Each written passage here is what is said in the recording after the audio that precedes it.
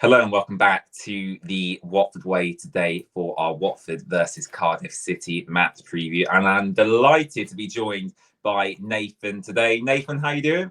I am doing very well. Thank you so much for having me back on the channel, James. Can't wait to talk about Watford.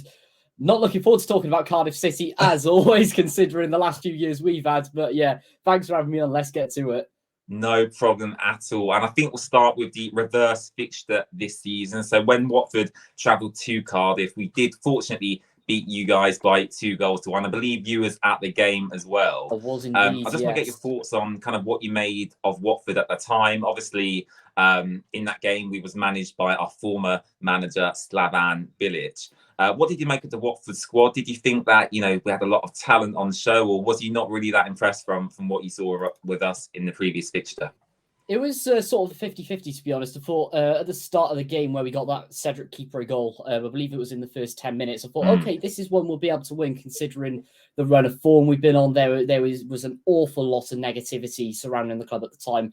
Obviously, so much now as well, but really good start. And then I do feel that you guys did start to crawl your way back into the game. The likes of Ismail Assar and João Pedro absolutely scared the life out of me when coming up against our defence. And in the end, it was a well-worked victory. One nice goal before half-time, sort of lessening the blow for us. I thought that we might be able to hold out for a draw if we go defensive, sort of switch it up in the second half. However, unfortunately, we did have Mark Hudson in at the time, club legend for us, who I really do rate as a player. Unfortunately, it didn't work out for him as the interim manager, who it seemed forever he was interim manager with us before ultimately getting sacked, which I think is pretty much unheard of as well in this league. But in the end, capitalized on the game. I thought you could have actually won by more. And in the end, yeah, I was really impressed. Yeah, it's good to hear. I mean, from a Watford fan's perspective, we have struggled a lot this season. Nowhere near to the extent that you guys have. Obviously, you're in the midst of a relegation battle at the moment. And I want to discuss that now as well, because as I look at the championship table, just to right me here on my computer, you currently sit 21st place on 42 points. And you're only above Reading on goal difference. Looking at the remaining fixtures for you guys towards the end of the season, you've got to play the likes of Stoke, Rotherham and Huddersfield. Are those 3 games for you where really you have to be getting something out of them games? Because otherwise, unfortunately for you, looks like you're maybe destined for League One football next season.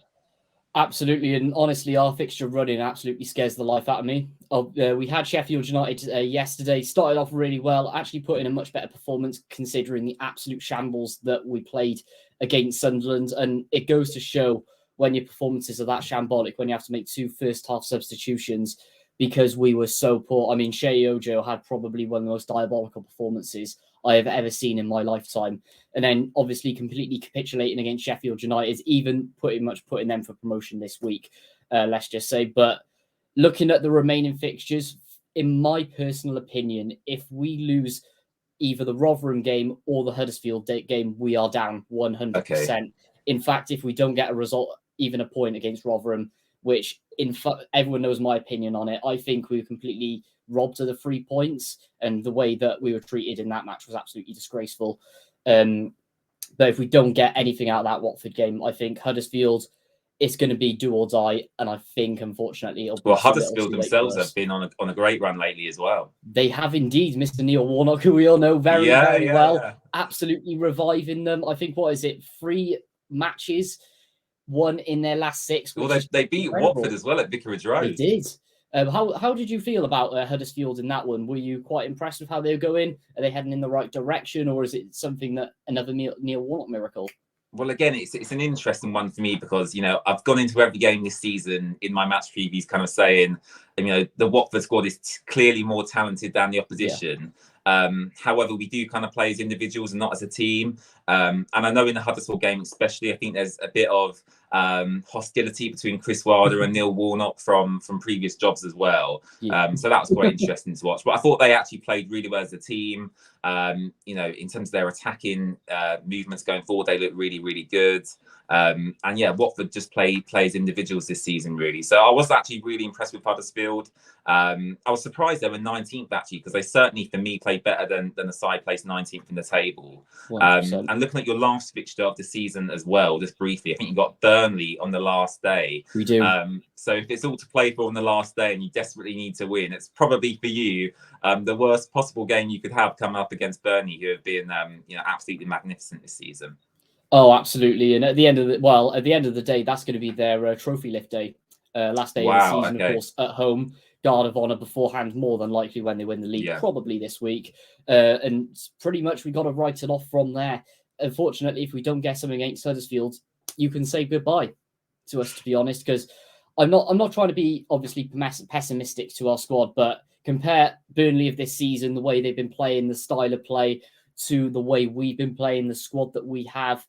Even though it has improved in the last couple of months under Sabri Lamucci, I just don't think we'll have enough, unfortunately, and we have to tie it off before we get to that match. But yeah, that final game does scare the life out of me.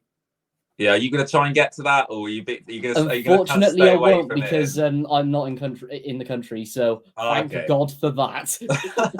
You going on holiday somewhere then? Indeed, not to name names yet, but hopefully I won't even be able to watch it. So. Okay. Please stay up.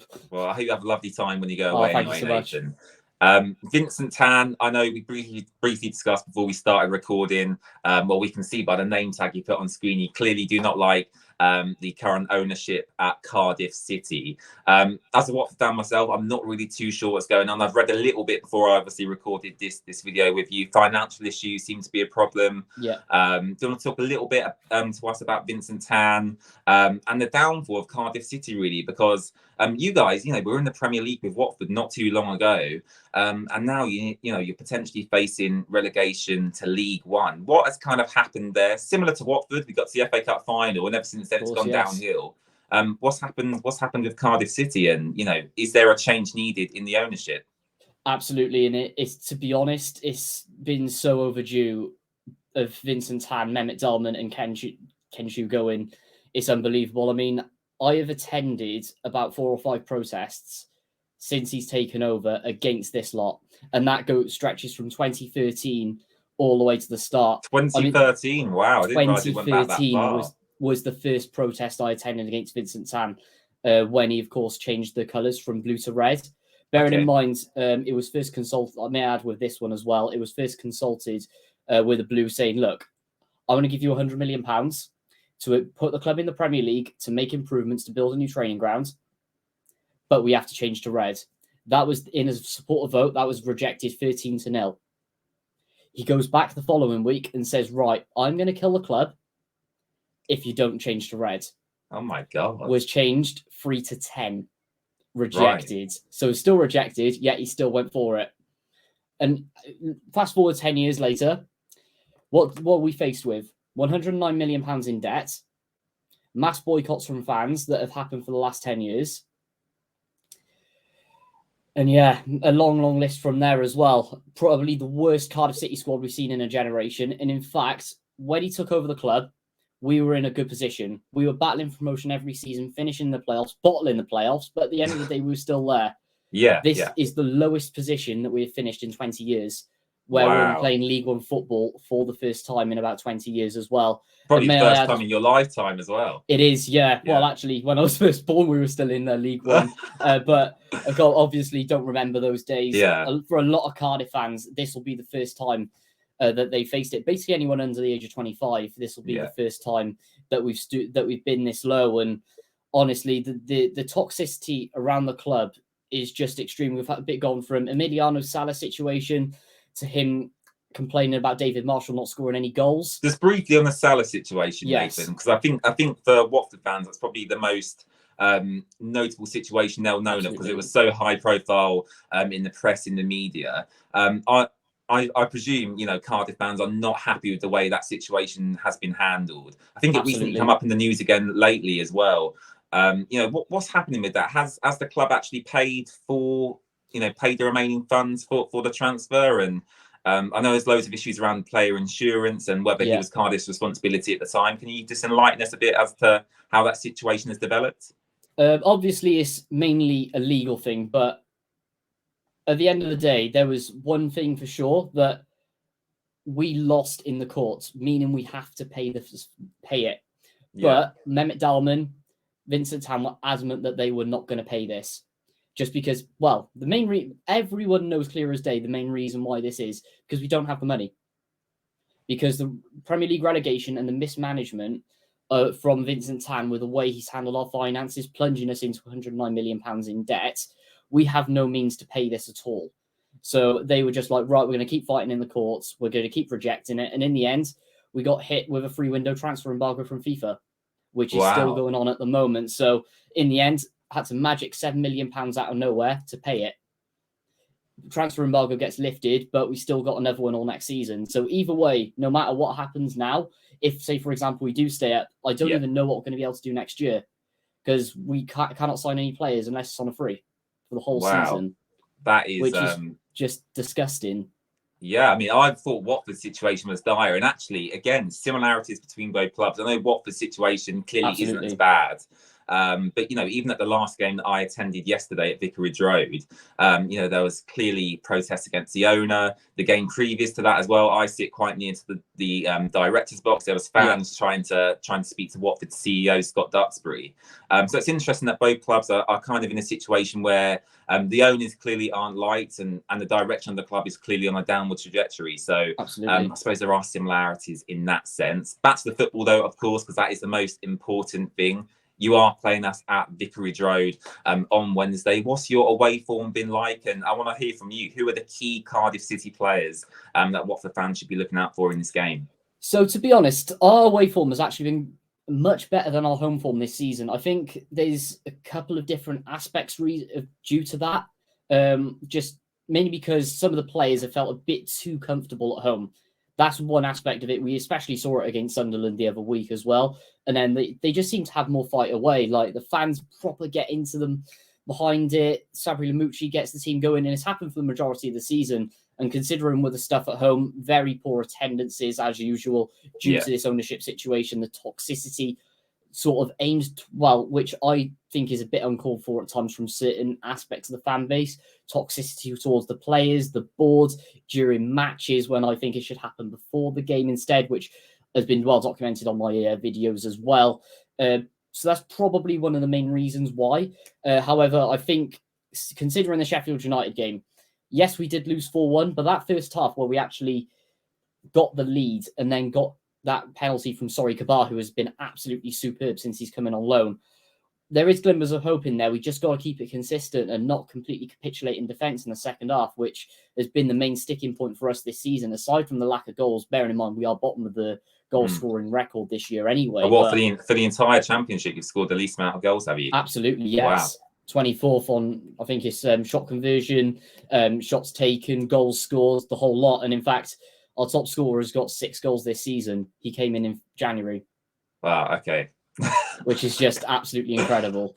Yeah. So, but yeah, as you said as well, to answer your question, main players to focus on: Cedric Kipre, who was on loan from West Brom, absolutely superb in that defence as well. If we hadn't have had him, I think it could have been a lot worse for us this season.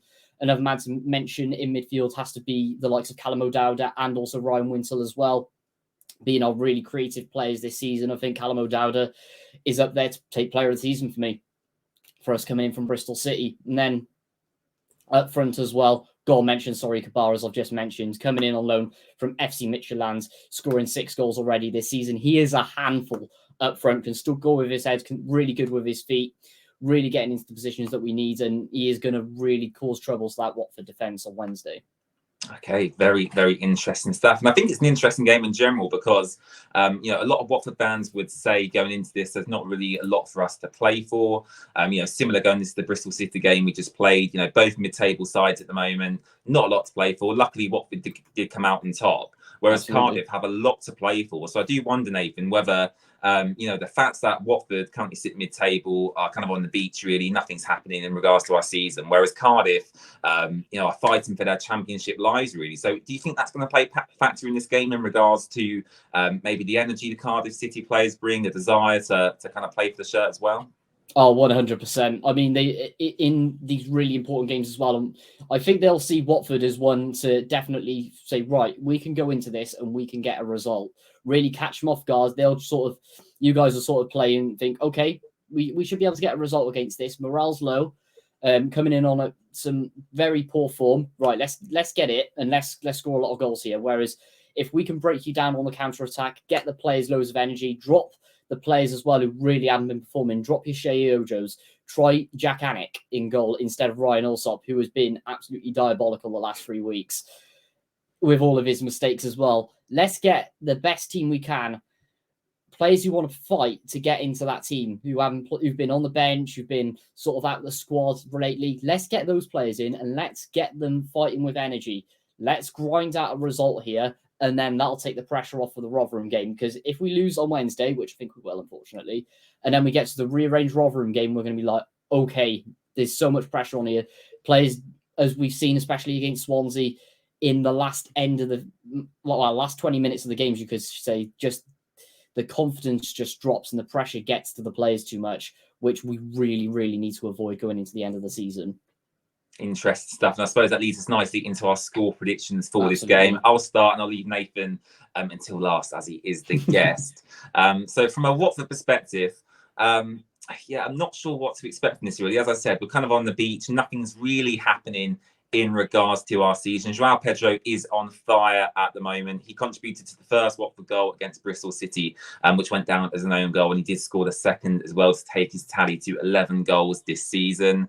If you're a Cardiff fan watching this match preview today, João Pedro is really the key player to watch. I know maybe you might have Ismaila Sarr in your minds as, a real talented player as well, but he can be quite hit and miss with this Watford team. On his day, he's a very, very talented player, and both of them two really should be moving to either a top European side or a Premier League team this summer. So for Watford, in my heart, I'm going to go for a 2-0 Watford win. However, I do think with the added dynamic of Cardiff City fighting for their lives, I do think you could maybe scrape a draw in this game. So realistically, I think this might end 1-1 in a draw, and a good point for you guys in Cardiff. Absolutely. I wish I could say that. Wish I could back a 1-0. However, unfortunately, with the way things have been recently and comparing our squad with the way I think Sabri Lamouchi is going to set up against you guys, I am unfortunately going to go for a 2-1 Watford win here. I'm going to go for a Hamza Chowdhury and Ismaila Sarr goal. With Cardiff City, I'm going to have to say Sorry Kabar scoring once again. Okay, Nathan there with a very pessimistic Cardiff prediction. I think you should be a little bit more confident, Nathan. I should really, but ultimately. Hopefully you'll stay up. Let's wait and see. Touch wood. Nathan, thank you very much for coming on the channel today once again. It's very much appreciated. Obviously, you do Cardiff City vlogs on YouTube. Really, really great to watch. Where can everyone find you? Find me NWM in the description below, I presume, or just search it in Google as well. There's my Twitter as well if you want to see me moan all the time, or put up my very infinite wisdom tweets about Cardiff City, of course, and Wales content as well. But if you like what you see, maybe hit that subscribe button. But once again, James, thanks so much for having me on. Make sure to subscribe to the Watford Way in the description below as well. No worries, Nathan. Thank you very much. And as Nathan just said, make sure to subscribe to the channel by clicking the button down below. Let me know your thoughts on the game as well. And can Watford just about sneak into them player positions? We'll have to wait and see. And once again, thank you very much for watching, and we'll see you again very, very soon. Bye-bye.